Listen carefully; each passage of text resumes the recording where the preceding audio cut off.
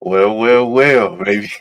Yes, sir. Yes. All right, Yeah. man. I would say welcome back because, we had this going on at one point, but this is, in the Coop. Welcome to In the Coop. This is officially episode 1. Of course, I'm Robert Cooper. I got my guy here. Go ahead, my man. Christian Meadows, baby. Pleased to meet you. Yes, Glad to sir. We be. both fellow Seminoles, both came in together 2018, you know. So we definitely, but we came in there with Tiger, definitely know a little couple things, and definitely looking forward to bringing in great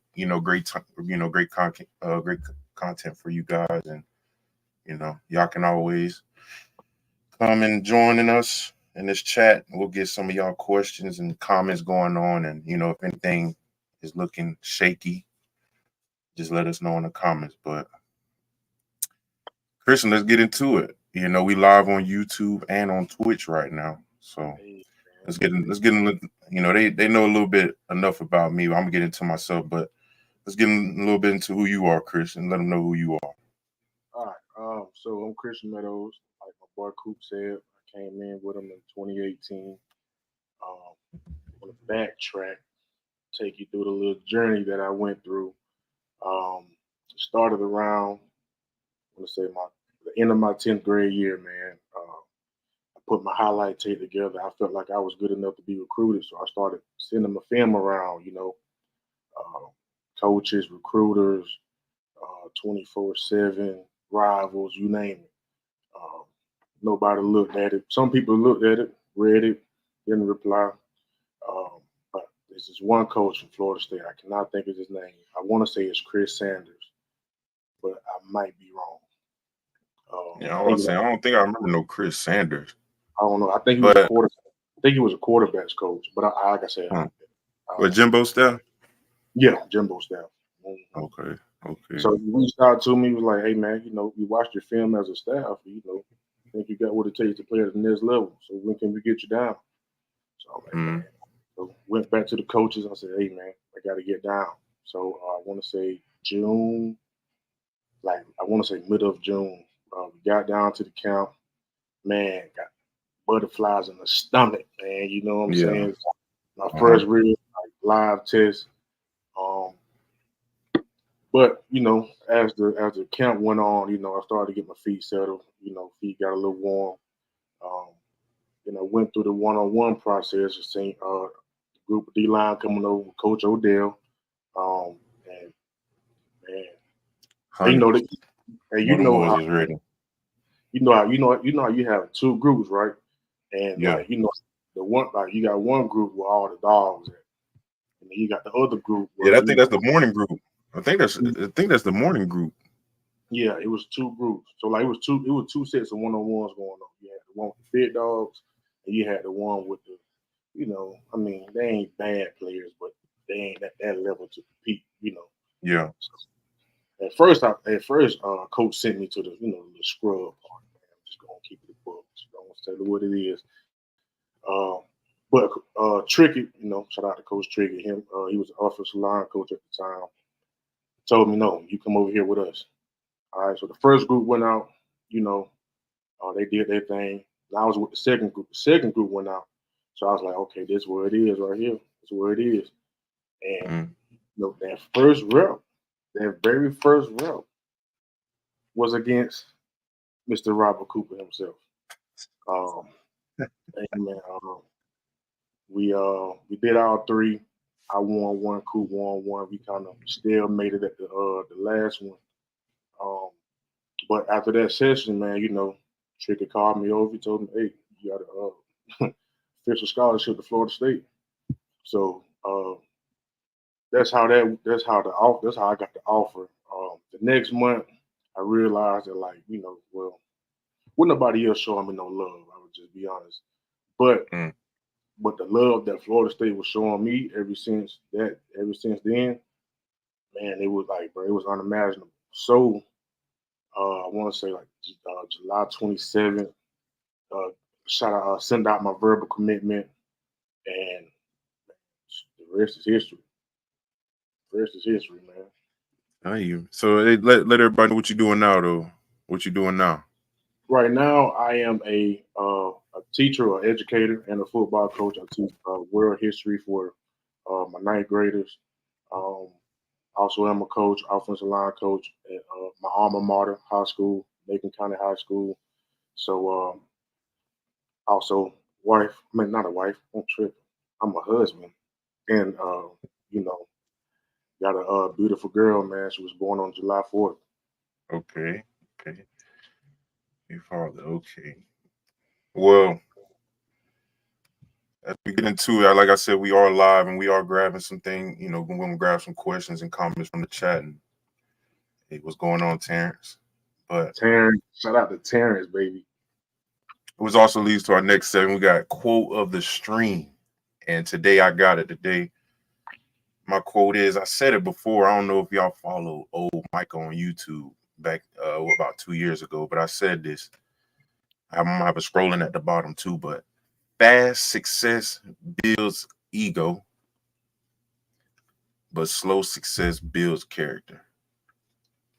What that tell you, Christian? That tell you anything? That talk to you anything? That talk to you a little bit? Man, it kind of do, especially like from the high school perspective. Kids nowadays, man, they want that shot, they want that offer, they want a chance to get exposed, get looked at. But some kids try to chase the fast weight, the fast success.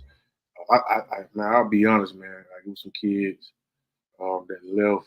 I'm not gonna go into it too much, but I mean they were trying to chase the offer, the O. Yeah. But I mean, like I said, I'm from where I'm from. I'm from Macon County, Montezuma, Georgia, small town. Man, Roquan Smith got recruited out at the same time. So I saw that as, Roquan can get recruited out of here. I can get recruited out of here. And I just want to push that envelope to all the other kids, man. Like it doesn't matter where you at. I mean, I play single A ball, but I dominate. As long as you dominating at whatever level of ball you playing at, man, that success is gonna come. That eventually, some people are gonna start to take notice. Some people are gonna start head coach a call. So, man, That quote. that's So how I I see. look at I see that quote hits. That quote hits it. Yeah, real good. yeah, man. I love that quote though, just because, man, that's just something you see all throughout your life, especially even since you was a kid till now. Like even by anybody you seen who wants, to get, to their goal quick, or even does achieve their goal like real quick. They real big headed. Can't tell them nothing. It's that's just how it is. But the ones who grinded it out, who had that slow motion route. Yeah. That's a heck of a guy or a heck of a person. I tell you that anybody can go through that. And that's the beauty of the grind too, man. Like, going through each and every obstacle to finally get to what you wanted. When Yeah. you look back at over all the things you overcame and accomplished, man, Mm-hmm. you will be well pleased with the reward, Yeah. So we're gonna have that scrolling down at the bottom just in case anybody wanna go ahead and reminisce on it later. But we're gonna get into the first topic we got, which is even though Vale always told us, we got 24 hours, 48 hours after the game to forget everything. But first episode we got to get into it. man. So we got Florida State versus Memphis, man. Florida State took a loss to Memphis, man. It don't even matter the score. We lost to Memphis. Exactly. So what do you think, FSU, man? What do you think we need to do better? What's some things you think we can do better? Well, since me and you, we work both sides of the ball. Well, you're a defensive guy. I'm an offensive guy. I'm gonna just speak from the offensive standpoint. Mm, First thing first, man, we got to clean up on third down. Looking at the third down efficiency, FSU was 2 of 12 against Memphis. good gracious, man. That's 17%, cool. That's Good 17%. gracious, man. While Memphis, on the other hand, was 7 of 17, which is 41%. So I think we got to do a better job of not getting third down, those long third down situations. We Mm, gotta get out of that. Other thing is turning the ball over. man. We had 2 fumbles, 1 pick. I think it was a fumble on the first play of the game, so our first offensive drive. Yeah, I think So, it was the second. yeah, it was first or Second. second, man. Yeah. Yeah. So, like, got to be better on third down. Got to limit the turnovers, possession time. Like that ties in with third down a little bit. Man, Memphis had the ball 36 minutes of the game. We only had the ball 23. So, I mean, all Well, in all, let me tell you something. yes, sir. The thing that I know that Florida State, or the thing that we need to do better, is we need to get more physical. And every category that lays in physicality, whether it comes from tackling, running the ball, stopping the run. I mean, fitting. It's just That's another one. and then that's just something that we need to step up in. If you guys talking about, people on Twitter talking about, going into a 8-9 win season, that's the type of things we got to do. That's the main thing I see, man. Especially that's something that Coach Odell, all the the old heads used to tell us: protect dope. Man, when I was watching that game, man, it didn't like you seen some of the juice sometimes, especially in the beginning of the game, but and then at the end of the game. But other than that, man, it was you didn't see no juice, man. You didn't see no willing to protect Doak at all costs. You didn't see that type of energy out there. But if I had to point out specifics, man, it's the tackling, because I know we had a problem with that one or two of my years, man. It's the tackling was real bad, dog. When you hit somebody, you either supposed to stay there or he goes backwards. Ain't no point to where if you hitting somebody and you getting put backwards, or there's yards after contact. We don't, or you just missed the tackle completely. Like that's something that kills drives. That's just that's just something you don't want. That's the last thing you want. Man. But no, I think other than that, man, it's just the guys gonna have to step up. It's not a conversation to where guys, you can't say, oh, this team suck. Man, we don't suck. It's the fact that some guys just need to step up in that position, and do what needs to be done. Because I'm pretty sure everybody know what needs to be done, but it's gonna take one, two. It's gonna take somebody or some people to get everybody going the way that it should be. But that leads into the next question. Have you seen in that game, did you see any improvement? Because bye weeks are all about going back to practice, getting back to the basics, making sure everything is crisp. Did you see any improvements? Because that game was right after the bye week. Did you see any improvement? Me personally, I'm gonna just keep it a book. One thing you're gonna hear me say a lot, man. Call a spade a spade. Mm-hmm. I didn't really see too much, Coop. You didn't see too much improvement? I'm not gonna say that I didn't, but the main problems that killed us week 1, week 2, the same thing that killed us here. Like I said, man, we can't stay on the ball, we can't sustain long drives, we can't get the ball in the end zone. And I mean, you're putting too much pressure on your defense to go out there. Like even just this Memphis game, you had your defense on the field for 36 minutes. Mm-hmm. Like, man, that's a long time, man. So I mean, it was still some good things. One thing I liked a lot was, man, try to get DJ on the move, man. We don't want to see him taking sags, holding the ball too long. Get him on the move. Oh, yeah, you got to get him moving, man. You got to get them feet moving. Got to get him too moving. Stagnant, man. I be telling him to run from, like, he just be sitting there acting like nothing happened. Come on, man, you got to move around. You better go turn on that J Trav tape, see how he was moving around. But let's see, we're gonna go into you still with me there, Christian? Everything good? Boy, we probably lost Christian. It's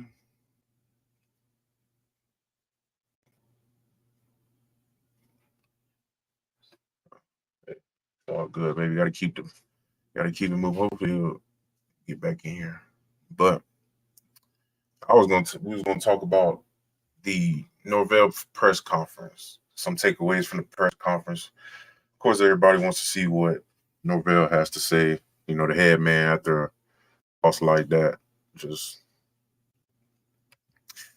so the main things that I got from that. Most things. What Norvell's?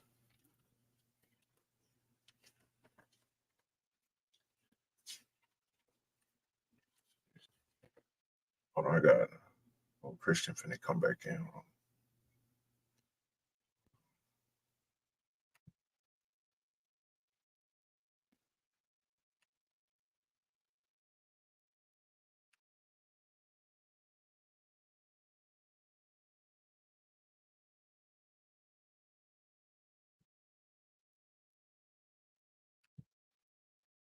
I don't know. You good, Christian? Everything Yeah, good? man. I don't know what happened over here, man. I mean, the Wi-Fi is still connected. Yeah, I knew something was shaky. Man, I don't know, man. But Yeah, I was about to say we ran through a couple runs. This ain't never happened, but it's all good. I was telling them we was getting into, you know, what Norvell had to say on about the game and especially getting prepared for California. I was gonna pull up the notes he had said.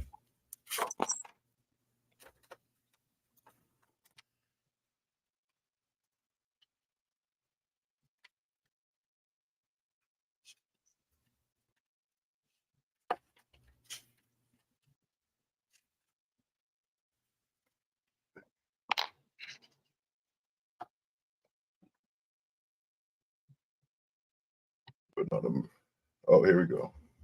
So basically, he was really getting into how he just needs to get all 11. You know, the same things he used to tell us in the meeting room. He trying to get everybody all on one page, and you know, he believes that DJ can, you know, give him a chance.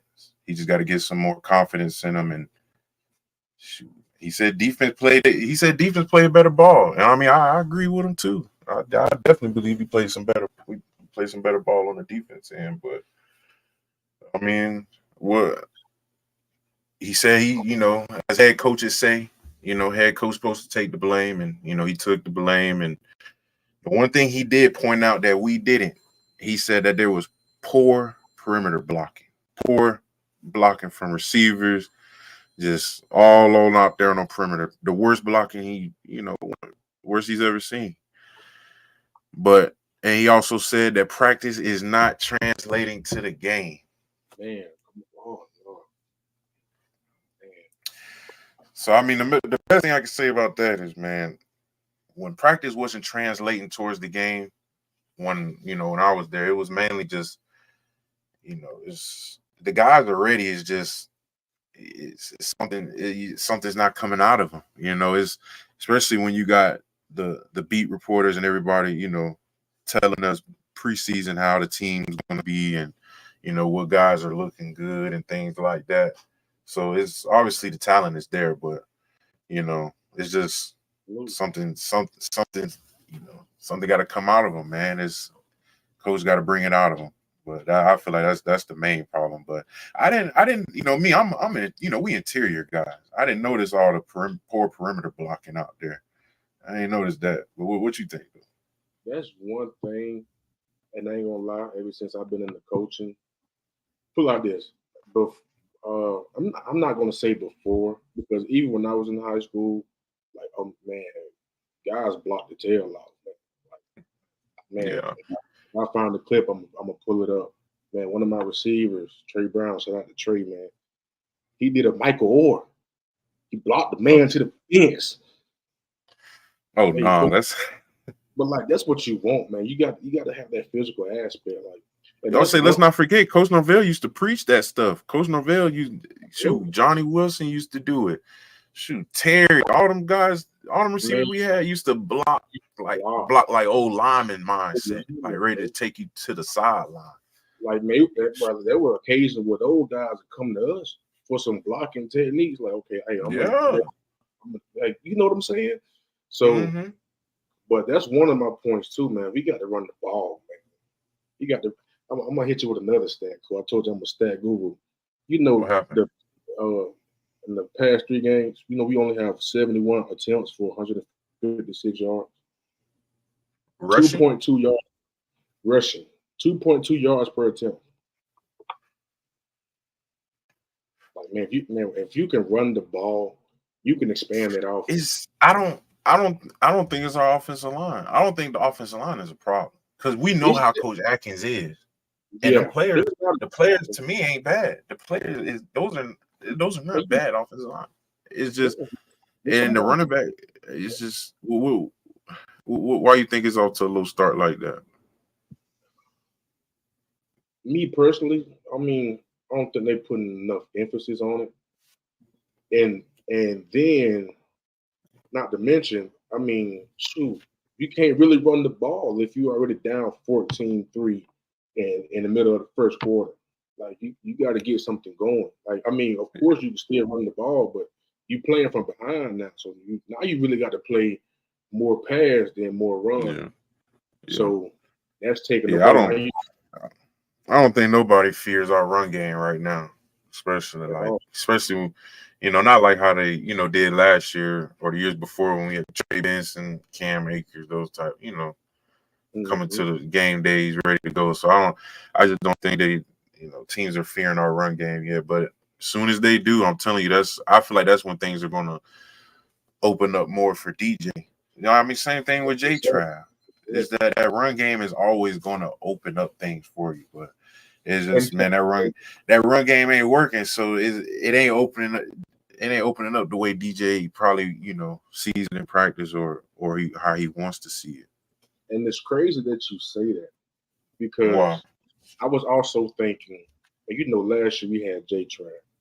You had a quarterback who was spinning for 60 and running for 60.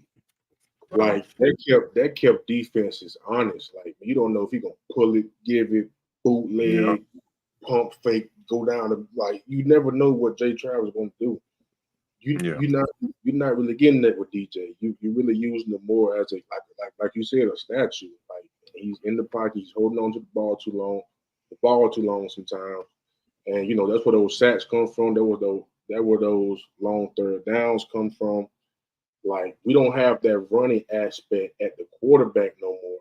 So now people they're focused on just locking down the running back. Literally, because that's what I noticed after that first game. Because I didn't see none of the practices. I don't be, I catch the clips here and there, but now I didn't. DJ ain't running out that pocket for too much, huh? He gonna sit in there. He gonna sit in there as long as he can. Yeah, I'm telling you.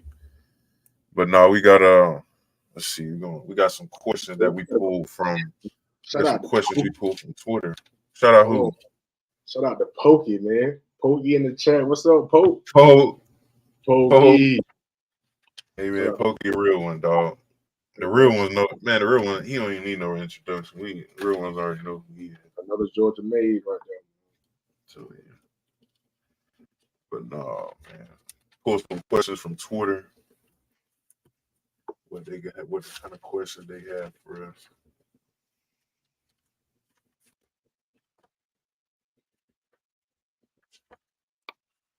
No, Christian, how you feeling today, though? How you feeling tonight, man? How your night going? Man, first of all, it's always good to be able to come home.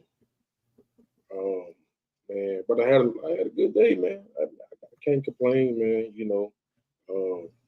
Getting your team right for tomorrow. I know y'all got that game tomorrow. You gotta get them right, Friday. Man. It's Friday, hey, man. It's homecoming. It's like we trying to get the guys. I mean, well, we ain't trying to. Most of the guys are locked in. Like, we just got to keep them honest. You know what I'm saying? Like, we got to let them know, like, hey, it's going to be a lot of distractions tomorrow. But, man, you better tell them that you don't get a lot of Friday night lights. Man, you don't get too many of them. And then when you're done with it, you gonna miss them Friday night lights. That's all you got to tell them. The real ones don't know what you're talking about. Every week, man. You're going to miss it when it's gone. Tell it. So our first question we got from Twitter is, what do we think led to the 0-3 start? You want to go first on that? I got my answer. I mean, I pretty much elaborated on it already. I mean, me personally, I think he let game 1 slip like right between our fingertips, man. Right between our fingertips. Game 2, that ain't gonna lie, that was by far the ugliest game of the season. Like, man, I was there in attendance. I was in attendance. I took. You were at the Boston College game, weren't you? Mm-hmm. We took one of our guys down there. Shout out to my boy. I mean, how was the crowd, man? How did the crowd react to that game? I mean, the crowd was still the crowd. Like, Florida State fans, they're gonna show up. But I didn't think about it at the time. They're still doing renovations, so they're still without 20,000 fans. So Dope was rocking, but you can feel the absence of those 20,000 fans, man. But like they would like the game. Oh, I love my boys, but the game was bad. I'll tell you one thing. To answer the question about what led to 0-3 start, I just overall think the team right now is just too inconsistent. And I mean, I'm pretty sure anybody who's watching can say that. I'm pretty sure they're saying that themselves. I mean, that's the real stuff. And then also we got to find our identity on offense. I don't think we got any identity on offense at all. And I already said this: get more physical and nasty, dog. Get more, and that goes for that's defense too, though. Defense got to get more physical and nasty, man. I got to see some, D tackles throwing some dude, see some linebackers coming downhill, smacking some at the line of scrimmage. But not saying they are. I'm just saying more consistently. That's all I'm saying. But also, I think the last thing is we just need more leaders, man. We need more leaders to step up, man. When you're watching them games, man, I don't see nobody. I don't see. I seen some plays where J5 made his TFL. Them 2 plays back to back. J5 did his thing. They were live, and when AZ made that play, but after that, man, I didn't see no juice. Like, especially when they put the camera view on the sideline and then on those guys' faces. Maybe they're just serious in the moment, but you got to have some guys who gonna get up in your face, talk to you, let you know what's going on, and making sure everybody's up to that standard. You got to have that vocal guy. I mean, I tried to be against it. I was against it my whole life until I got to college. That I didn't think you needed a vocal guy to be successful, but I mean, you gonna need one or two to, especially being a player-led team. Yeah, but other than that, just getting everybody on board, man. You got to get everybody on board, especially if you don't want this thing to get ugly. You got to get everybody on board and get them on quick. And whoever that leader is, and I'm not saying they don't have leaders, because I know there's leaders in plenty of rooms on that team. You need to grab them together and get everybody on one page. Because if everybody's on one page, I'm telling you, you could see. I mean, we've been a part of it. You can see the team flip from night and day. I'm telling you. And I'm gonna kick it old school for you, Coop. Well, what a want to, man. The want to, man. Like, we get into some of these guys still our age, but it's still like it's a different generational. It's like a gravitational pull that's pulling on the NCAA, man. Some guys are just going to college for the money, the NIL. Yeah. They ain't really going for what they really set out for, was to put their uniform on and perform every Saturday. Yeah. Not saying that's our guys, but I mean, you see around the NCAA, man, you see those cases. Yeah. But I mean, hey, that kind of leads into what Terrence said, that Oh, when Kentron scored that touchdown. Oh yeah, of course. Nah, don't get me wrong. In football, a big play is always gonna get everybody juiced up. But I'm talking about interior, like when you get in that huddle, who in the middle?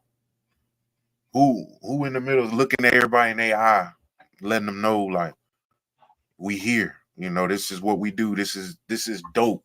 Protected. Like anybody can. I mean, I don't see that juice. Like somebody get that.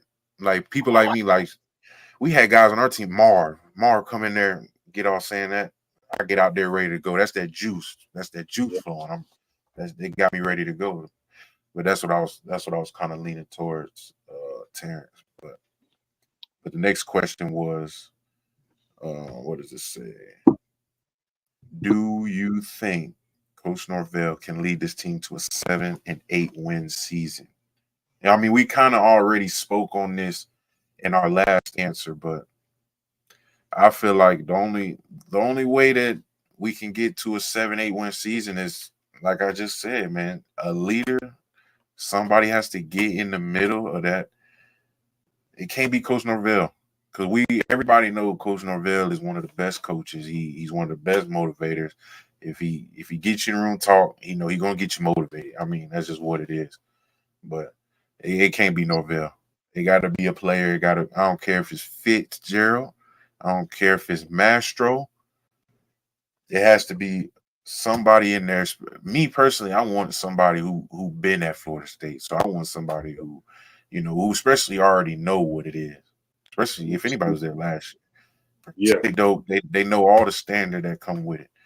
But until then, I mean, if they don't, it could get ugly. But if they do, then I really think they can go to a 7-8 win season, because Coach Norvell ain't changing the way he's coaching. I hope y'all know that. Coach Norvell is not changing the way he's coaching. He's coaching the same way he did as when he first got here. It's all up to the players. So that's all I'm saying. It's up to the players. As soon as that leader steps up, we can go to that 7-8 win season. What you think, Christian? Man, I kind of juggle with this question, because on one hand, absolutely. But I feel like if you're gonna lead this team, you gotta make some changes, man. I don't know if this is in the style of play, how you coach, the motivation given to the guys. Man, you got to make some changes. Me personally, I don't want to say it, but I'm gonna be the bad guy in this situation. What? Say what you want. If DJ, he's playing. I don't even want to say that he's playing okay. He's playing subpar. You know what I'm saying? Like, yeah. He's playing subpar right now. Subpar.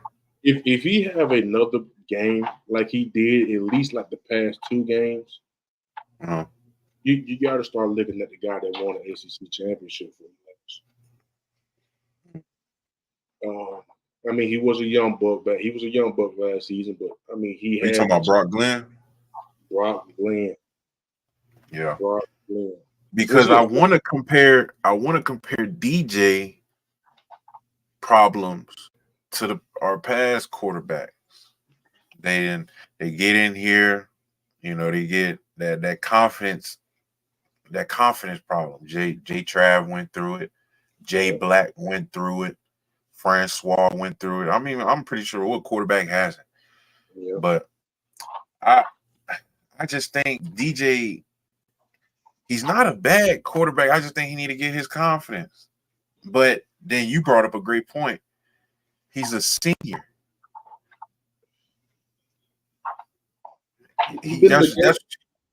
That's what you said.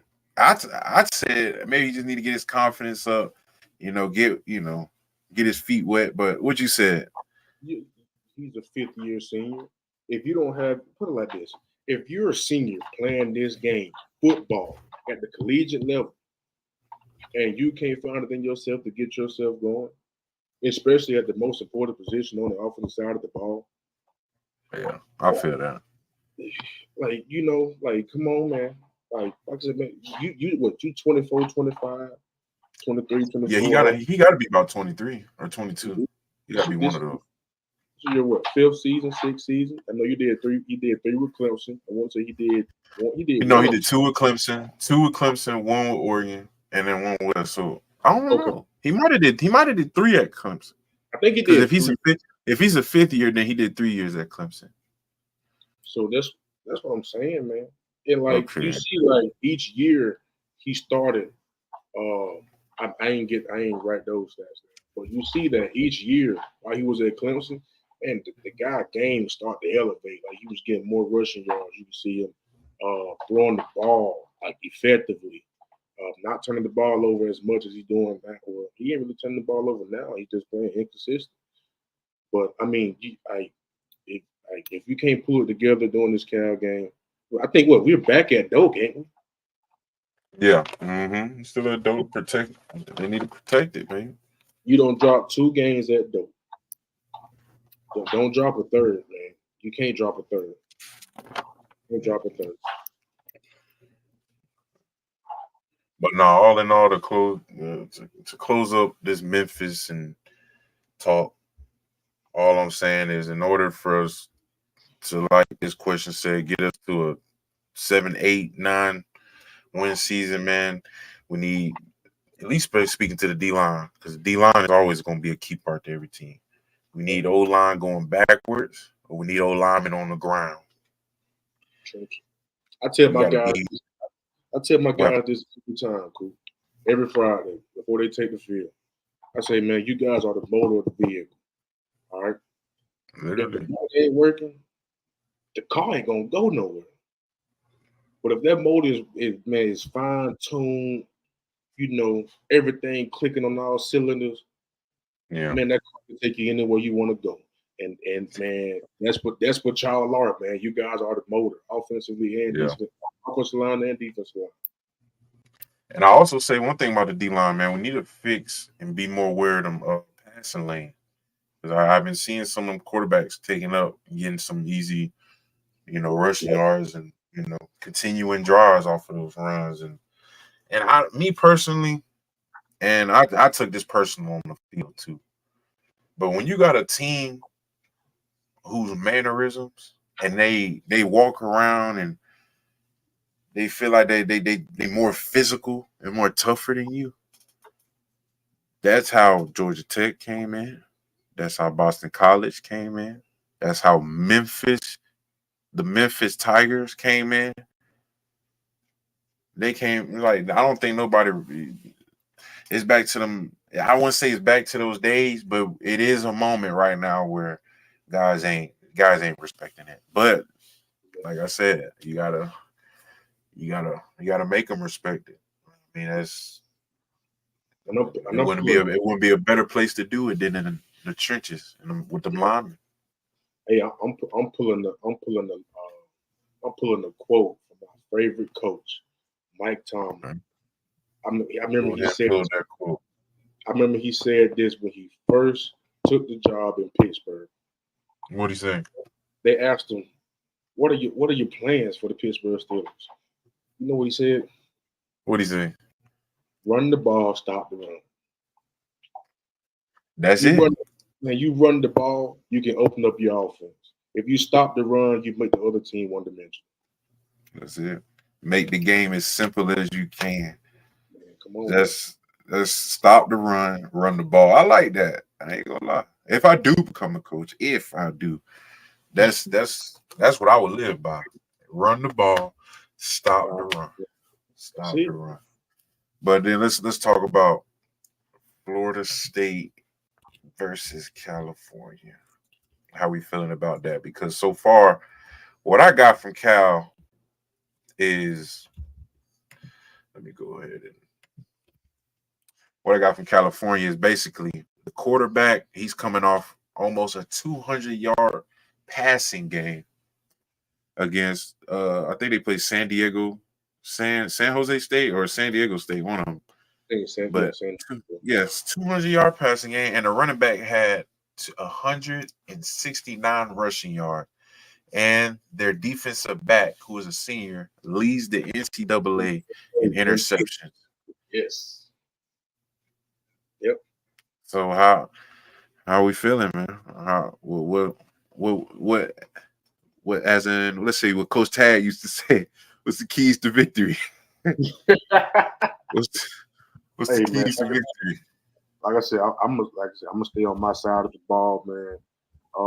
Like I said, first off, another thing for the Memphis game that I saw that we got to do a better job of, because I feel like we could have capitalized on those, was we had multiple drops in that Memphis game that could have been, some spark starters, but instead now we getting off the field on third down. So you think that's a good key for this game coming up? Yeah, I got about 4 or 5 keys for you, Coop. Just strap in your seatbelt. I got you. Other thing, cut down on the turnovers. I already talked about that. Hawthorne can't fumble the ball, can't throw interceptions. Like you said, the man is leading the NCAA in interceptions. Don't turn the ball over. All right, got to convert on third down. Run game, like I said, man, run the ball, stop the run. You can open up a lot of things. And another thing I said that might be one of the main keys that make DJ comfortable, man. Make DJ comfortable, give him some short, easy throws, get him in rhythm, get him, on the move, roll out. Man, possibly maybe 2 or 3 plays here and there. Try to get him involved in the run game. Try to take the pressure off some of your running backs. Man, I feel like like I said, they're not really fearing him as somebody who's going to take off. So they're collapsing on the run game. If he can get about 2 or 3 of those, pull those out when he needs to, get up the field, I think that can. I think those things, all of those things, man, can help us get a win over Cal offensively. Okay. Well, I got to talk about defense. I mean, the main thing for us to, if the defense wants to dominate California, I'd already done said it. Obviously, looking at the paper, because as the first day of breaking down the opponent, you pull up the profile. Obviously, the best 2 players on that offense is that duo at quarterback and running back. So obviously, it goes back to what I said about the D line. As long as the D line comes in physical and nasty, and we got O linemen going backwards and on the ground, either or, hopefully both. Yeah, we good. And also, and like I said earlier, carrying that juice. Like we had juice when, J5, Joshua Farmer made those plays. We had juice when AZ made those plays. But you need that juice in the ugly. You need the juice when it's going good. You need the juice when it's going at its best. So I feel like with those 2, man, that defense can easily, dominate California. Especially, I'm always gonna say easily because Coach Odell always told us with Florida State. I mean, anybody we go against, I automatically assume they're not good enough. So, if we just really shut down this quarterback and running back, just slap the offensive line in the face, I don't see this offense being a problem. No, honestly, man, because first of all, I don't even want to. First of all, I can't respect the offensive lineman, especially. I just can't respect offensive linemen in general, but the California Golden Bears. Come on, man. Come on, man. I don't even want to hear none of that. But come on now. But yeah, they playing that dope. Let's see. You already know they gonna ride out with DJ. No, I think it's a day game. I know that, but day game. As you see, they gonna ride out with DJ. So I don't know how the crowd is gonna react to that, because I remember when fans wasn't the happiest with Blackman, and then we used to play Blackman on the starting lineup. Man, it got crucial, dog. Hey man, I mean that's just part of the game, bro. But I just because that goes back into it. You said make him as comfortable as he wants, confident. I'm pretty sure he can block out things like that because that's part of the game. But I mean, hey, what was you gonna say?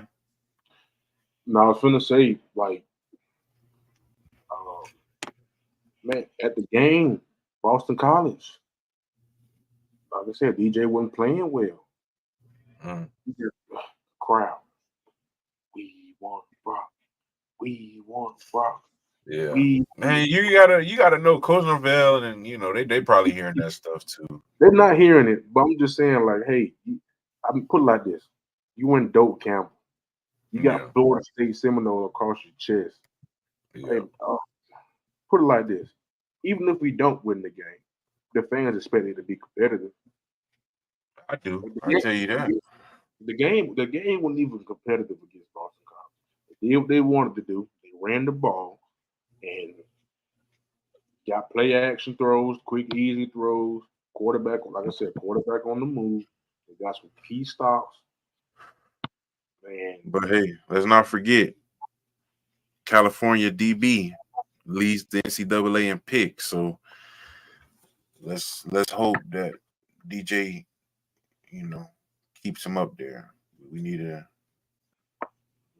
get him. Keep him at 4. Get him going, man. He got 4 or 5. Who? DJ Picks? No, the DB. Yeah, I think he got like 4. He got. I think it was 5. He lead with 5 picks. Don't throw the ball. Well, we're gonna go into our next segment, which is the big games to watch this weekend. So what's your 2 games to watch this weekend? Of course, Florida State versus California, but what's our other 2 games to watch this weekend? The other game I'm looking at, I'm gonna stay in the top 25. First game I'm looking at is, I'm gonna do it in order in which it comes on TV. Number 11 USC, number 18 Michigan. Wow. Now USC they beat a top 25 opponent in week 1 against LSU. They're 2-0. Man, everybody whoop on LSU week 1. I mean, I like to. I know we did. I like to put respect on top 25. That's real. I like to put respect on it. You beat them week 1. I forgot who they played week 2, but you beat on them. Can you keep the momentum going? And now we're looking at Michigan. You're 2-1. You got slapped around by Texas. Hey, no, Texas pretty good though. Texas is pretty good this season. But you're the reigning defending champions. Yeah. I mean, we expected a better display of football out of them. And not to mention, you're in Michigan. You on your turf. Oh no, I didn't know they was at the what they call it, the big house. I did not know they was at the big house with it. It was a big house, and Texas rolled up in there and took them and smacked them and set them on a chair and said, "Hey, this is my house. Go make me a sandwich and a blueberry soda." Hey. But that's one of my key points. Can you protect the house? And the other one I got is number 6 Tennessee versus number 15 Oklahoma. That was one of mine too. For real? And the things I'm looking the things I'm looking for from this game. Tennessee, number 1 offense in college football. 63.7 points per game. They look good. Did you see that game when they played NC State? Yes, absolutely. Absolutely. Man. Now this is my thing. Now I know NC State at the time was top 25, but they were between 20 and 25. Yeah. Man, borderline. Supposed to be there. Yeah. So you should lack them. All right. But can you do this against a quality top 25 opponent in Oklahoma? And from Oklahoma, I'm looking at Venables. Ain't Venables the DC still? Yeah, Venables probably gonna cook up a little something. He's gonna send them blitzes. That's all he knows. Send them pressure. And for Oklahoma, can you generate stops on the defensive side? Like I said, this is the number 1 offense in college football. Can you get them off the field? Get the ball back to your offense. Let them do what they do. All right. Not to mention Oklahoma defensively only allow. Like I told you, I'm a stat Google Coop. They only allow. Hey, I see you with the pen and all. Hey man, they only allow 11.3 points per game. I think that's like top 5, top 10. All right, and this is the first top 25 opponent of the year. You got coming up in your house as Oklahoma. So those one are thing I seen. Wait, those are your two what? Those are the two games I'm watching. I got of course we're watching FSU and Cal. I was going to tell you about the Tennessee. They said that quarterback hasn't played after halftime. That's insane, bro. That's insane. Bro, when I seen that, I had to write it down. That quarterback has not played after halftime. So my thing is, can Venables put some pressure on that quarterback? Shoot, especially if he a freshman, he a young boy too. Yeah, put some pressure on him. He used to coming out at halftime. Wow, you staying in the whole 60 minutes with us, baby. Wait. I mean, put it like this. I didn't know that.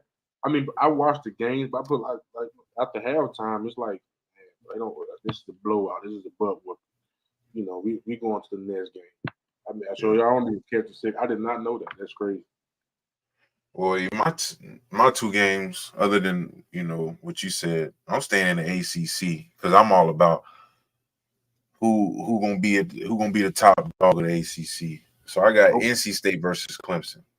Of course, that's an every year game, but the only reason I note that is because the winner, to me, is likely going to be fighting for that ACC championship spot. So that's the reason I did, and that NC State offense is popping a little bit, other than that Tennessee game. But their offense is popping, and Clemson's defense. I mean, they always had a decent defense. So let's see how that look. But the defense can't stop the run. Clemson's defense can't stop the run, but NC State offense, boy, they average like 4 or 5 yards a run. So that's gonna be a game right there. And then, sad to say, I'm gonna be watching that South Florida and the team down south game. Because mainly it's an in-state game, and if UM wins, when they play us, that's gonna be the state championship game for real. Yeah, and that's gonna be something that I never wanted to say, and I'm not gonna say. But if UM wins this game, and it comes down and tries to beat us, they didn't clear the state of Florida. Mm-hmm. So that's the reason I'm watching that game. And also, can UCF stop Cam Ward? I mean, that's the main thing. But I mean, UCF, they said they're pretty good this year. I mean, they said South Florida balling this year. So I mean, I'm not a fan of neither. But I mean, I'm just watching the game just to see, is this game, when UM plays FSU, is that going to be a true state championship game? Because Florida, Miami done played every team in Florida, so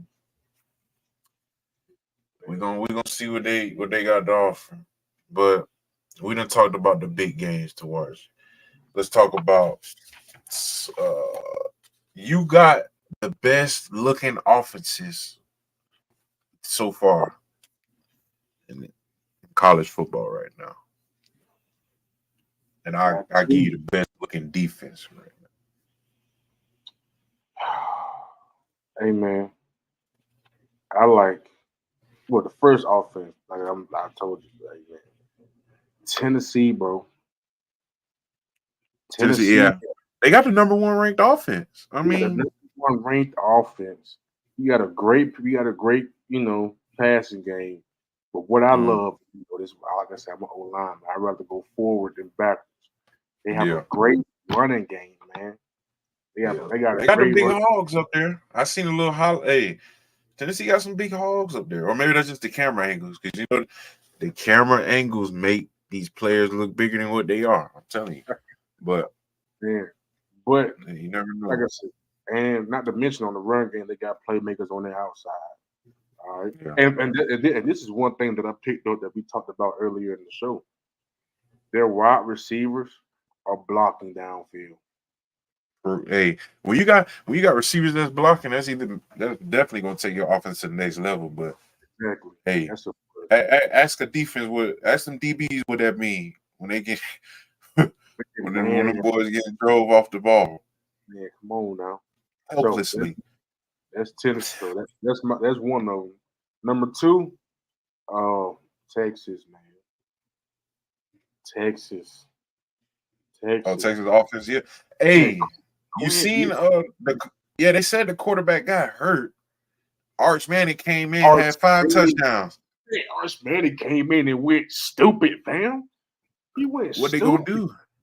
Exactly. You got 2 quarterbacks balling. I mean, you got one is on the cover with NCAA 25 video game. He on the cover. I mean, what? This is the thing. What you gonna do? Quinn is gonna be out again this week, so we're gonna see what Arch Manning do. We're gonna see what he do again. See, I didn't know that. Mm-hmm. I would have. I just got the alert right earlier today. It was like, yeah, Quinn gonna be sitting down, man. Arch Manning got his shot. So, but man, come on, man. I just like Stefan. No, it's not Stefanski. What his name? He recruited me. I cannot think of his name. But I just like the way he's running offense. The motion, the mixed direction. If you're gonna motion over here, you got a tunnel screen going over there. They're gonna motion over here. Now we got a switch concept on the backside. Like, man, he runs a lot of crazy stuff, man, and I love it. I love it. They're my 2 offenses that I got. They're the ones that really been like jaw dropping. Like, oh yeah, you one of them, you know. So, well, I only got one defense. That's probably the best looking defense to me so far. Like I said, I'm no fan of nobody but Florida State. I'm a Seminole till I die. But the way Ohio State is playing defense is a defensive coordinator's dream. man, I know that. First of all, they're playing nothing. They don't know nothing but fast and physical. They only allow 2.4 yards per play, Christian. That's crazy. That's number 1 in the NCAA, bro. That is crazy, fam. That is gonna crazy. hit you. No, you know what's crazy, Christian? I'm finna hit you with something even more crazy. Nobody scored a touchdown on them yet. What? Oh my god! Bro, nobody scored a touchdown on them yet, bro. That is insane, bro. That is insane, man. I did not know that. I ain't really peep. I've been trying to keep up with our guys, but I didn't. I didn't peep. And everybody loves to hit on that defense, though. But I ain't gonna lie. But so far, that Ohio State defense is probably playing the best ball right now, all crazy. Across the board. Like, especially to not have, nobody score on you. Man, I'll walk around my head, how chest poked out and everything, man. This is week what? 4? Week 5? Yeah. That's crazy. They get turnovers. That's what I'm saying. This is a defensive coordinator's dream, man. They get turnovers. They got a pick 6, forced fumble. They getting 4th and 1 stops, man. They just playing like some hungry dogs, man. Yeah. That's just all it is. But let's see. We're gonna go into our next segment, which is, do we have any players to watch right now? Any players on the radar? I got. Well, I'm gonna go. Oh, you get. I'm gonna go first on this one. Cause I'm gonna keep it short and simple. Cause like I said, I'm a Seminole till I die. I'm a fan of nobody but Florida State. But that, like you said, that quarterback from Tennessee, I like him.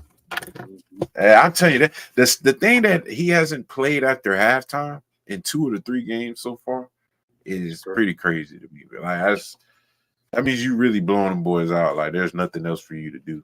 Exactly. Just sit down and chill. Put But on. I mean, his stats, he got 600, almost 700 passing yards, 7 touchdowns, 2 interceptions. But the next guy I have, sadly, I'm not even going to say his school technically, but Cam Ward, man. The only reason I said Cam Ward is because he's making this team, that program, look like something that would never be done before, or I never could imagine that team being in a top 10. Being in a top 10, bro, man. they are ranked the number 8 team right now. I could have never imagined that. I had to refresh and look at it again. Like they really top 10. No way. But Cam Ward, though, man. You got his stats? No, I didn't get his stats, but I definitely tell you something. He's definitely running the show, and it's looking like it. Man. And my last player to watch, because I know you're gonna get into Cam Ward, get into his stats when you get into him. But my last player, I'm going with that defensive tackle from Ohio State, Ty Hamilton, number 58.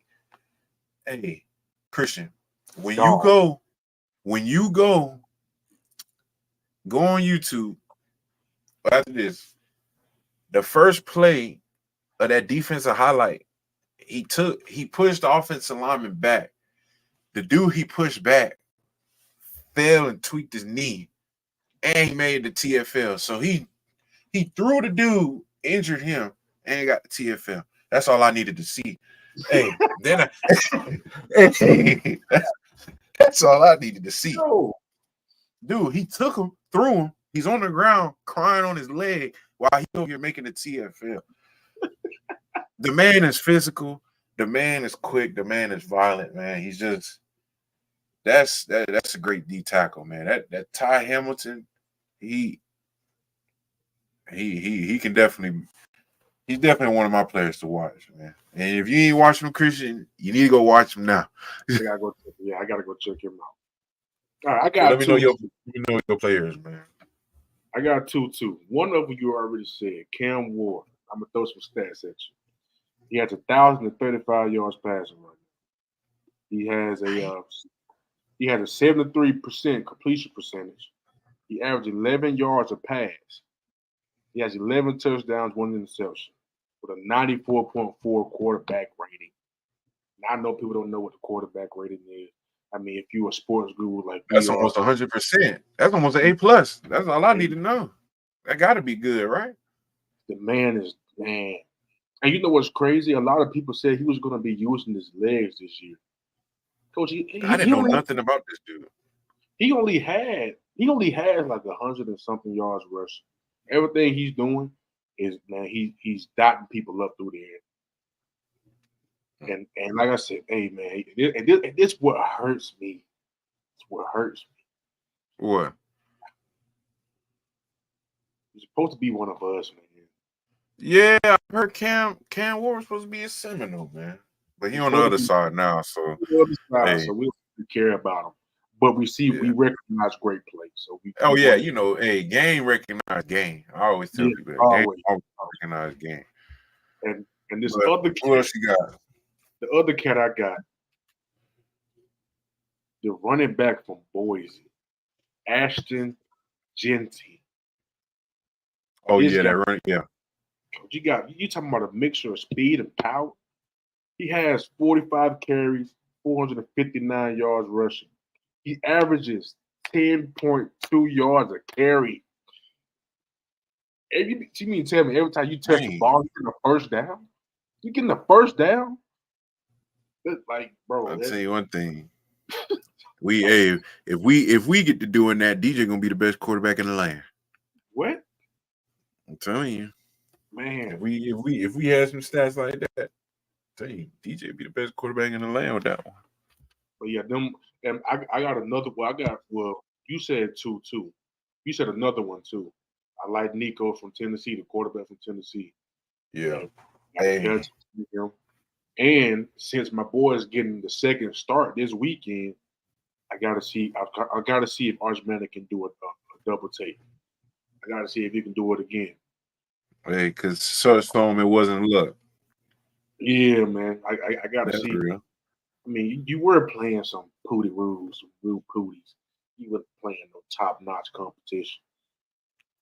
I don't even know who they got this week, but I don't think it's a ball game. But I want to see what he's gonna do. You know what's crazy? Hey, After he if it only ain't played, Florida State, what he happened? only played one game and already in the house. He played I one mean, game. his last name, you got to think of his last name now. That holds weight. Yeah, that holds a lot of weight. But man, Well, come you on, a man. yeah, Yeah. there's the proud families of football. Them some good genes going through you, boy.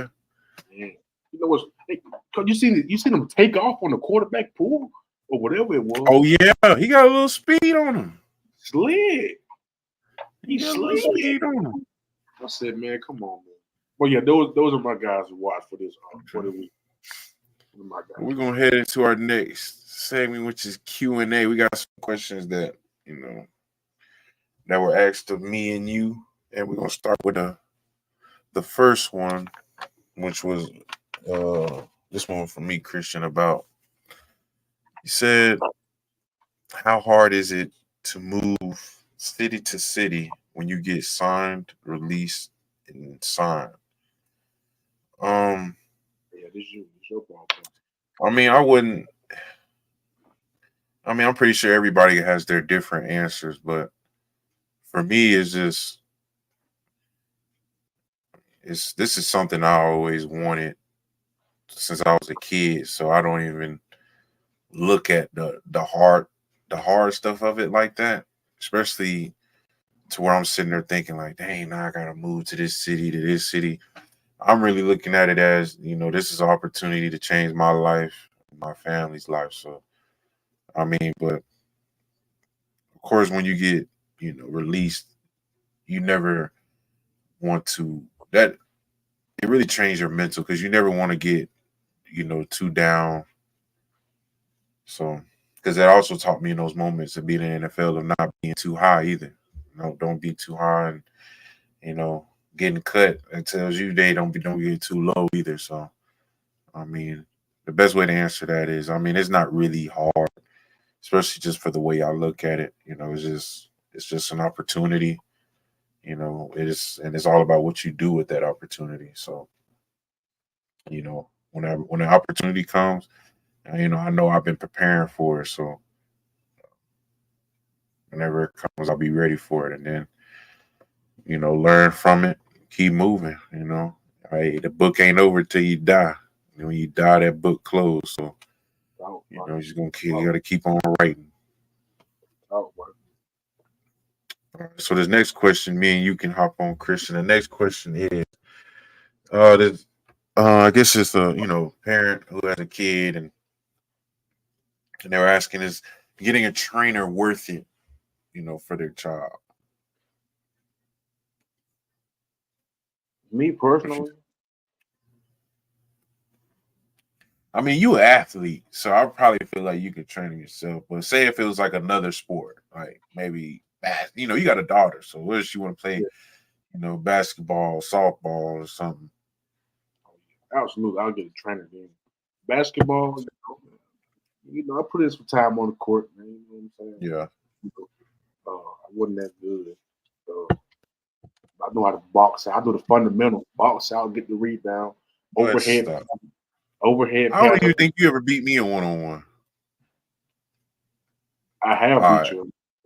I Yeah. have beat you. But you beat me more times because you can shoot. So and I can't. Come on. That's what I do, man. But I tell you simple things when it comes to getting a trainer for your child. Because even though I get these questions too when I'm going into, facilities and where I train at sometimes, and I say if the trainer hasn't done it or coached it, don't. It ain't worth it. It is not worth it. If he hasn't, if he's only played, the highest level was high school, unless he has a brother, anybody who's close and he knows what goes into it. But no. Also, they haven't played it, coached it. It ain't worth it to me. Like if I had a daughter, she was playing basketball, I'm gonna go to somebody who played at least college basketball. I don't care what it was, D4, D3, D2. Hey, if you play basketball, because you gotta know coaches know what they talk about, especially at the college level. Absolutely. So if they done coached in it, played in it, you obviously know what you're talking about, or somewhat very close to it. So if I can't get it out, I'm pretty sure they can. So that's pretty much my answer for it. I got a double-sided answer today. Wow. I have a double-sided answer. On one hand, hold on. I'll say yeah. Like you said, man. If you got a guy that did it before, that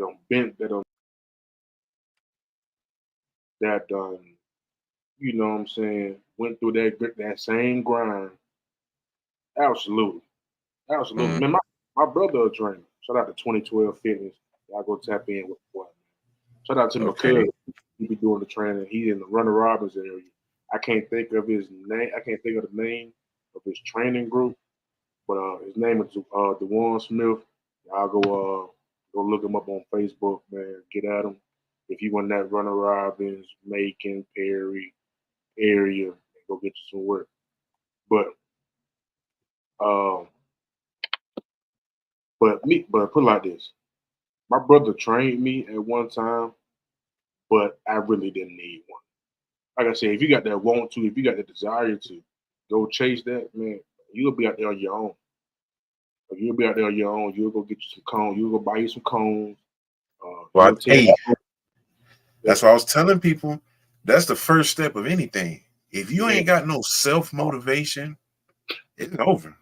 If you can't look in the mirror, or say if you looking at your film or whatever, if you don't have it in you to want to get better or want to get better enough to see where you can get better at, and it'll be hard for you, man. Technically, as long as you got the tools, you don't need no trainer.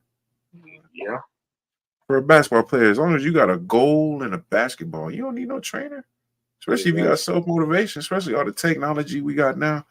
Man, go look up a video, how to dribble like Curry. Man, you bet you be go look up a video.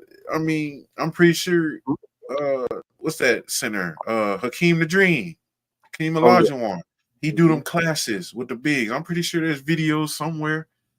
Man, so technically you might make me want to double back on. I really don't think with technology, you can learn to do anything. Yeah, but like I said, like if it's a new sport, like if you play football, but your daughter you don't need no trainer for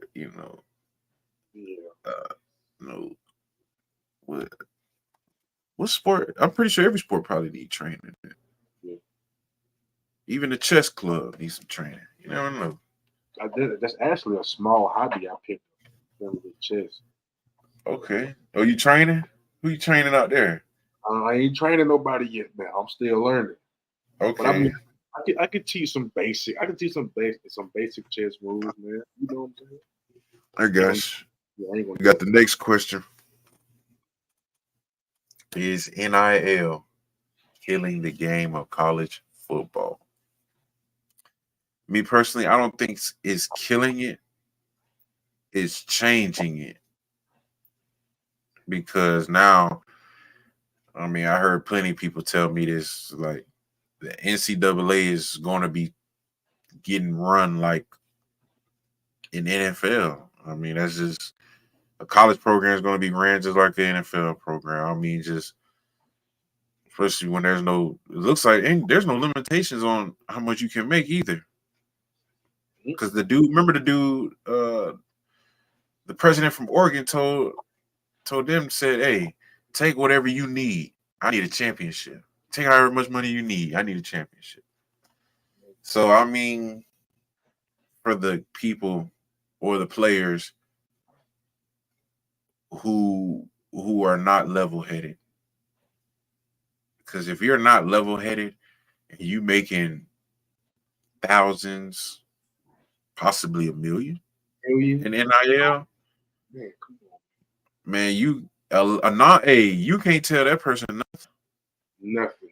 So I mean, it's not killing it, but it's definitely changing it because I hope the NCAA sees, what's going on and put some limitations on it, put some, what they put it, the salary cap, put a cap on it, Yeah. you know. 'Cause I'm telling you, I mean, if that's something they're gonna stick with in the long haul, I mean, they done gave Reggie Bush his trophy back now. So and it look like NIL gonna be back for the long run. So Yeah. you got to put some limitations on this thing. Because if you don't, I'm pretty sure there's gonna be another Travis Hunter. They're gonna be some more money makers out there. I tell you that. They're gonna be walking around with a bank. And I ain't mad at it. I'm not mad at it at all, but I'm just saying it is changing the game of football, and to get wait, say that one. What were you finna say? Oh no, I was just gonna say, not only is it changing the game, it's also swaying the minds of the youth as far Oh as yeah. for the foot, like where they want to go to college. Yeah. Like they probably don't even like man, a kid probably be getting recruited.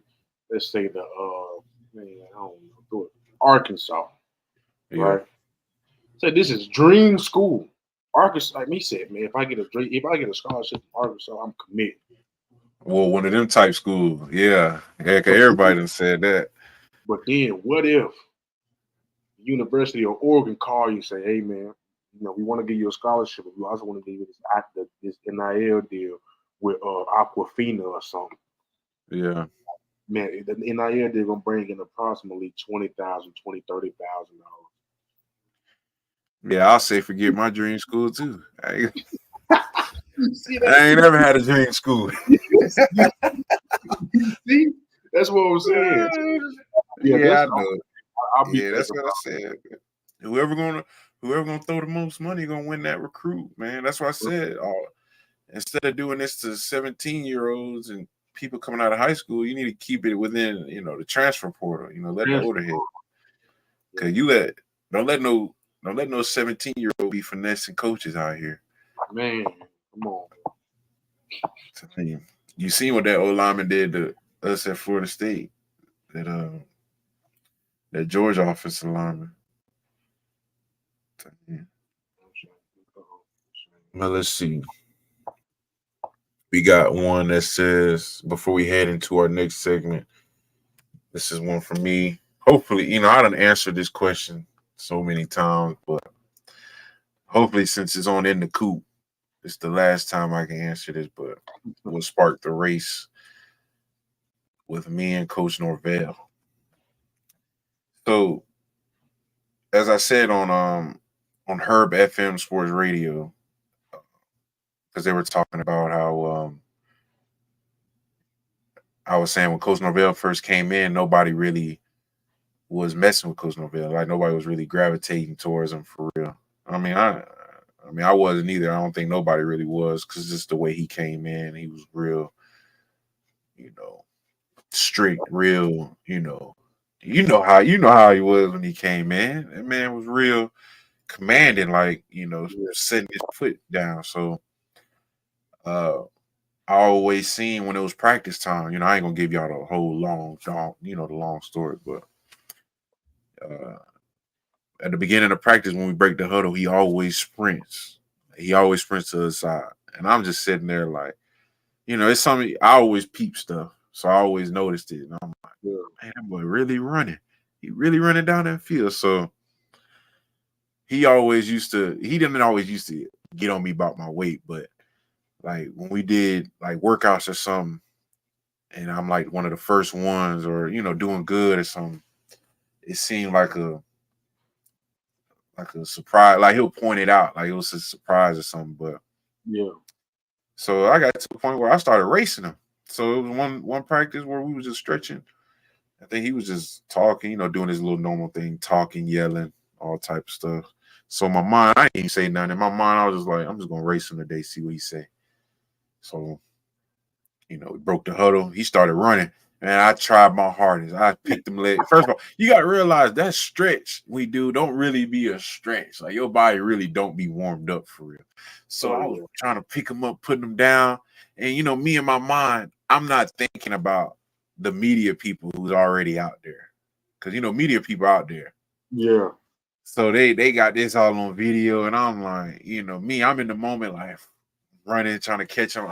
I didn't win, but he turned around and he noticed, and then he started like yelling, like not like good yelling, like yeah, cool stuff like that. So afterwards, he started saying like, that's it turned into like a game because I remember his kids and his daughter and his wife used to come and tell me like, oh, he came home crying about his hamstring today. I'm like, yeah, I'm like, yeah, I'm gonna make sure he make sure he gets right and stuff. But that's really how it started. I just seen him doing it, wanted to join in with him one day, and I think that I didn't really notice it till I got on the last podcast that was really, to me, that was probably one of the turning points that happened when he first came into Florida State. Because once you see, because I mean, he put it in better terms than I did. When you got the biggest person on the team and the head coach sprinting at the beginning of every practice, I mean, that's gonna do something to you. Especially like think about it, that's just what it is. But hey, what you think about the races though? Did you see him? Yeah, I saw, man. I had good days and bad days, bro. Some days I was like, I don't really want to race, bro, but I know he gonna be. That's the story time that I'm gonna give y'all another episode. But man, that time I didn't race, coach. Like I know how mad he gets. So there was some bad days I didn't want to run, and there was some days I wanted to run, and it looked like it too. Yeah. But yeah, I'll call a couple minutes. Yeah, ain't a lot, boy. I saw you run one of them that you were hauling tail, bro. But the clip ended. But me knowing you, I said, man, Coop probably dead tired right now. Oh. Hey, when we first started doing the races, I had to really like start catching my breath before, because Odell don't play around his individual drills neither. Oh yeah. So I had to shake back before, and Coach Odell don't run. Coach Odell don't run. Oh, you're not doing all that. So I gotta catch my breath before he walked. Because by the time I finished the race, he probably at the 50 or 40. So I got to catch my breath till he walked from there to the back of the end zones. And we back to getting our stances fired off. So I'd be having to catch my breath real quick. But Man. I started getting used to it at first. Man, come on, man. But heading towards the end, we're gonna get just a small tab. We don't get too much into it, but a little NFL talk going on. It's going on right now as we speak. But before I look at the score, before we even look at the score, I don't know if you already are. Who do you think is gonna win Thursday night football? I got the Patriots winning because mainly what I say. They came off a good win with Cincinnati, and they fought good against a good Seattle team. But it was just DK who just monstered everybody. So, I mean, big time players. I mean, you pay them all their money. That's what you pay them to do. So, they lost that game, but they still played good. But Jets already have D-line problems, and with Jermaine going down, man. Hey, prayers up for Jermaine, man. Jermaine. I think he had his surgery today. So, hopefully everything went good and he'll be back out there soon. Oh, he should. I told myself he should holler at Aaron Rodgers, doctor, the person who did Aaron Rodgers. Yeah, ask A-Rod if you can use his doctor, Jermaine. Shoot, I know I would. But nah, this is. I feel like if the Jets do win, this is gonna have to be the game. Aaron Rodgers and Garrett Wilson become a deadly duo. They're gonna have to. It's like great minds thinking like. Because I said the Jets ago, I said I was kind of conflicted with this one because I seen how the Patriots played against the Bengals. I was like, man, this ain't no Bill Belichick defense, but man, they still playing. Yeah, that's that Jared Mayo defense. Jared Mayo, man, for real. So I'm like, bro, these guys can still play defense. They can do just enough. But I picked the Jets mainly because you know me. I'm an Aaron Rodgers fan. I love Aaron Rodgers. He one of my favorite quarterbacks. I wanted him. Well, I wanted to see was he going to take that next step. And I mean, you know, he could just coming back from the Achilles. I want to see can he put 2 games. I mean, he just beat the Titans.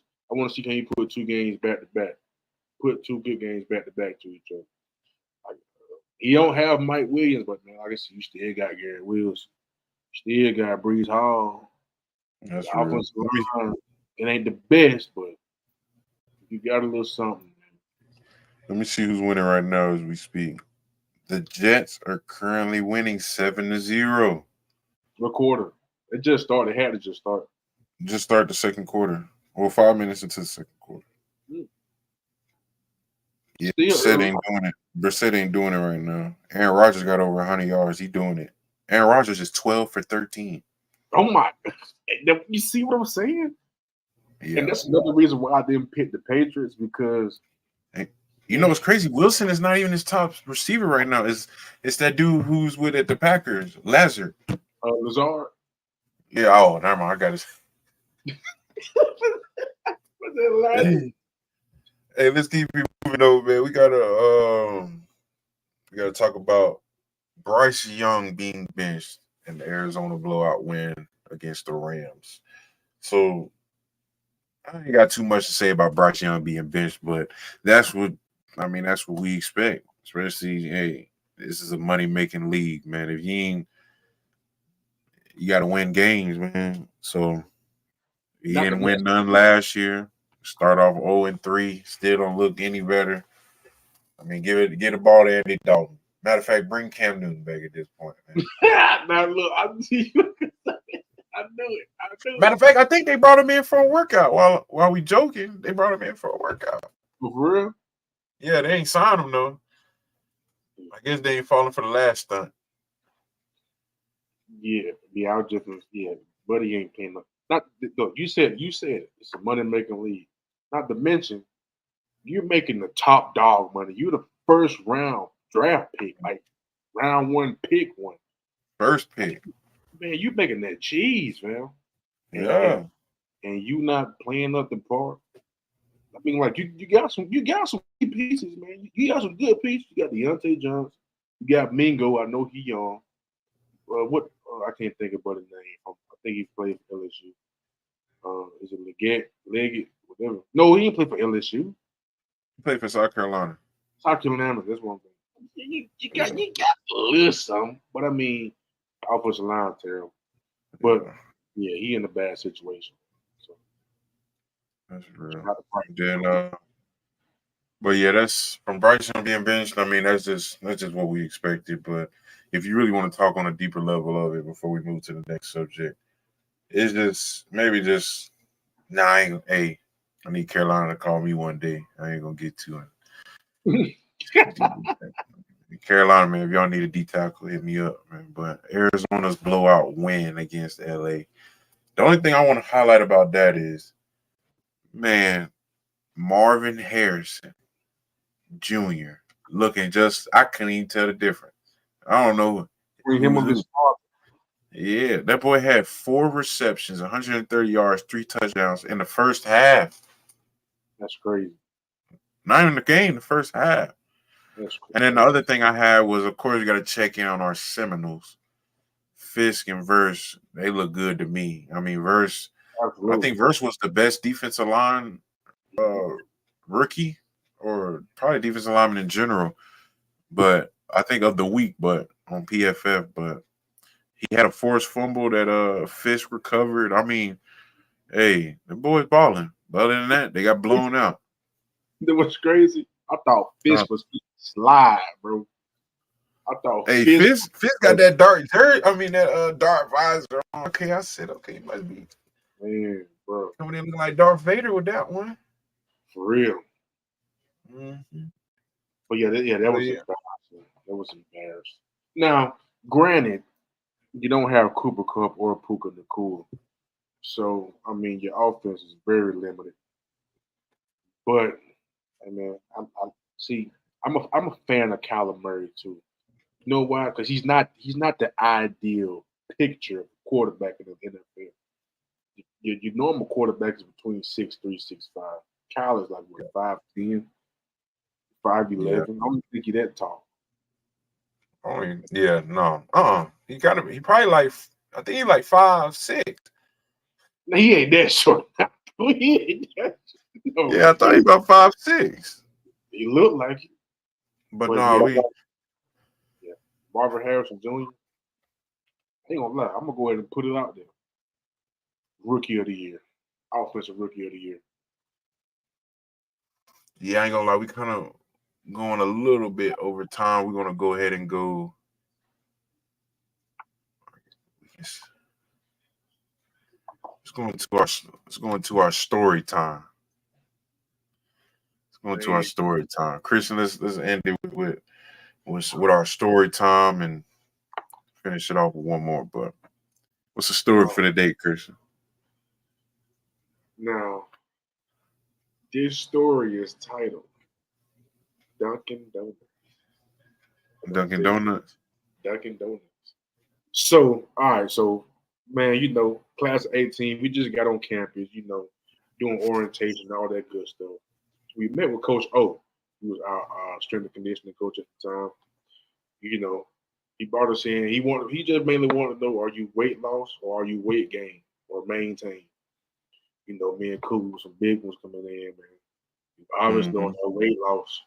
So we're like, hey, gotta get right, man. So went back to the spot, right? This was before we had we known about Uber and Lyft. We want to check out the scenery. I mean, it's our first time in Florida. We want to check out the scenery. So we want to get something to eat. There was this spot down the road, Jimmy Mills. Oh, man. I'm talking about good food, man. Hey, RIP Jimmy Mills, man. They shut that place down. No, bro. Yeah, they shut down Jimmy Mills. Ain't no more Jimmy Mills no more. That is, oh my God. You talking about best honey hot wings? Like, oh my God, what the real ones know about Jimmy Mills, man. The real ones know about Jimmy Mills. Real ones know about Jimmy Mills. But after that, we left Jimmy Mills. So I forgot what we went over there for. I think we were booking like a donut apiece. Like we just gonna get one donut for the bros. We'll be walking back. So we went in there, right? Tell me why this man. They were just getting ready to close too, and I think they had made those donuts. They did something with those. They made them, but he didn't want them to go to waste because they were fresh. She was like, "Hey man, that look like some two big guys, man. He got 2 dozen donuts." So we got 2 dozen donuts, and we walking back to Champs. That's where we stayed, Champs. Bro, you talking about the fear in our heart. We already met with our position coaches and our strength and conditioning coach. You're on weight loss. Hey man, we could be cutting out all of that. We're gonna get you right on the meal plan, and we're gonna go from there. Yeah. Now, so we walking back. We got 2 dozen donuts in our hand. That's 24 donuts, bro. That's 24 donuts. But it's so much traffic, and like we know coaches take those roads. So we like, bro, what if Coach O or Coach Odell or Coach Fry see us with these donuts? That was probably one of the scariest walks we ever had. It ain't even like no Halloween. Who's we? Me and you. Hey man, ain't no name dropping in here, man. Hey man, Me and you, me and Coop, whatever. Hey, yeah, I know. But yeah. man, that by far the scariest walk on the man. Not to mention, man, look, champ about what 10 minutes away. It's a good little walk. Yeah. Oh, I got a little story time. Oh, you weren't done? Oh no, I was just gonna say. I was just gonna say. Because you had cut off a little bit on my side. Oh no, I was just gonna say. Like bro, just imagine riding down your car. You see three guys about 330 plus with a big box of donuts, sweating, full. Well, you know that Florida heat is serious. That Florida, oh my God. Sweating with some donuts in our hands. It's crazy, man. That's crazy, bro. Shout out to Dunkin' Donuts. Shout out to the buddy that gave us those donuts. I don't know for real. Hey, no, hey, he was a real good one. He's a real one. But no, my story time was, I don't know if this was one of the tour duties. I think it was the second tour duty that Coach Norvell did. But you know, it's early in the morning. Tour duty starts at like 5 a.m. Mm-hmm. And you know, we go through that. You know, it's tiring. Everybody's tired afterwards. But there was this one moment during the whole tour duty that made everybody die laughing.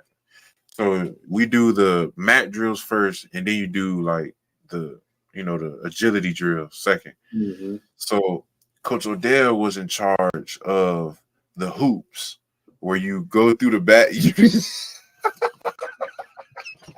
You said Coach Odell, bro. I already know it's for the Coach Odell was in charge of the bags. You got to run through the bags and then run through the hoop and finish. Yeah. So we film everything. So it wasn't my group that was there. I was the one that just seen this on film. But Coach Odell was like yelling at everybody. But while he was yelling at everybody while they were doing up down, he was walking backwards. Look, Coach Odell was yelling at everybody, and he stepped on one of the agile bags. He slipped and fell backwards and rolled. When I tell you, we were laughing, crying at that for like a week or two, because it's the way, one, how Coach Odell rolled after he fell. Two, is how quick, and we all know how bad Coach Odell be hurt. It was how quick he got up. That was the funniest things about that. But I promise you, matter of fact, it's gonna be a goal. If this, let's see, if this video gets a certain amount of views or anything, because I can't just give it to y'all for free. But I'll show y'all the video. I'll show y'all the video that happened to Coach. You cannot, man. I would, man, because it ain't that bad, bro. It ain't bad, but it's worth a little laugh. But you know, get it. Let's say about maybe 30 subscribers, because we was at 22. So 30 subscribers. Yeah. If it's by episode 2, episode 3, I'll show y'all the video when Coach Odell slipped and fell on the agile bag. I'll be doing Odell so long, bro. To close up the podcast, it is getting late. It's about to be 9:30, but we're gonna finish it off with our top 5 old school R&B singers and groups. This is how we're gonna end it off, Christian. We always gonna end it off with some little activity, some little, especially outside of football. But who you got, man? I know you got an old soul in you. I know your mama. You got an old soul. Old school R&B singers. I ain't gonna lie, man. These are not in order. Oh yeah, it ain't gotta be in order, but mine is. And I didn't even write these down. Oh, you didn't write one on top of the dome, because I have like a classic playlist, and on that playlist, man, there's some bangers on there, man. I'm thinking about sharing this playlist worldwide. And can't give up my juice that quick. But man, Wait, hold on, Christian. Hold on 1 second. We got a question from Knowles254. What's the solution to this old line? Is Atkins a good coach? Well, the solution to this old line, I think. Well, I don't know if he was here earlier, but we had spoke about just getting some physicality and some nastiness on that old line, because like anybody knows, Coach Norvell. I mean, Coach Chris can tell you about Coach Atkins, but if anybody don't know Coach Atkins, they're not teaching the wrong stuff. They're not bad coaches. Oh, you know, absolutely. it's just it all comes down to the players, man. And we don't have bad players, so it's just the mindset. We just gotta work on their mindset. Once you get that mindset ready to go out there and be, literally be more physical than your opponent, like literally walk out there knowing that defensive line in front of you can't touch our quarterback, nor can get in the backfield. So you got to have that type of mentality. So I feel like once they get that mindset, man, Atkins is definitely a good coach. And if anything, he's demanding that type of mentality. But like I said, man, a coach can do all he wants, but it's always up to that player if he wants to, if they want to do it. And it also comes down to that leader. Get that leader in the old line room. I'm pretty sure there's plenty of leaders. We got Reese, Darius. Come on, Reese. The ones who, once you get that mentality, man. Scott. Yeah. Come on, we got some guys down there now. That's what I'm saying. I'm not really worried about it because you got guys who've been there for years, especially with us, man. And they know what it takes, so you gotta get that. I don't know if you peeped, but I caught a stupid crap over here, man. Oh man, look like you farted. You boy. What? There go again. Well, you better stop. Hey man, you need to stop that. Matter of fact, get it to your top 5 so we can wrap this up. Cause I know you need to go stretch that. Hey, you need to go stretch that. All good. Come to territory. Top 5, man. I ain't gonna lie, bro. But first, I said he's not in order. I like Drew Hill. Okay. I like how you starting it. I love Marvin Gaye. Okay. Hey man, shout out to that boy Teddy. Okay. Okay, you done dipped it down in my list a little bit already. Okay. And I don't even know if I should say this. I don't even know if I should say this name because of what he's done. But I mean, the guy still made some great music. Who? Great. Should I say it? I don't think I'm gonna say it. No. I know it ain't what I think it is. Who? Man, he gonna say it. He gonna say it. Man, you better not say it. You better not. But man, does he even count his old school? I just count it as R&B. But if you want to keep it old school, hold on, wait. Lenny Williams. Oh, I love Lenny. Give me one more. That's it. I like this guy because my mama used to play him a lot. Like she had like 2, 3 CDs. But man, he had some bangers. Luther Vandross, baby. Yeah, my mama. Yeah, I don't know. I guess everybody mama love Luther Vandross. Luther, I like Luther. Man. I don't know what's in his music, man, but he had our mama's moving. Man, and I gotta go my old school ones. I got Mary J. Blige, the Isley Brothers. Yeah, women, come on. Okay, go ahead. I got the Isley Brothers. Talk to me. Okay, all right. R.I.P. Frankie Beverly and Mace. Frankie Beverly and Mace. You took mine with Luther Vandross and Teddy Pendergrass, but I'm also throw SWV in there. That Oh, group you is got to. Oh yeah, I got to throw them in there too, man. It's that top. group is amazing. But yeah, hey, I guess that concludes the first episode of In the Coop. You know, is any closing statements you want to say, Christian, before I close it up? Hey, well, for those of you who are still with us, like I said, I know we went out, went over a little bit, but I mean, hey, it's all good. It's all love, you know. So please, you know, like and subscribe. Um, I mean, we're looking to be bringing this podcast to you for a long time. So like, subscribe, share, comment, leave some questions uh, in the comment section on YouTube and or on Twitch. We got a Discord. We'll probably put that link up if you want to put up some questions in there too. But man, like, subscribe. We hit big dog. Yeah, well, just like Christian said, just make sure everybody likes the video, likes the live, and subscribes to the channel. And this is something that we plan on bringing y'all for a good amount of long time. And it's definitely going to get better.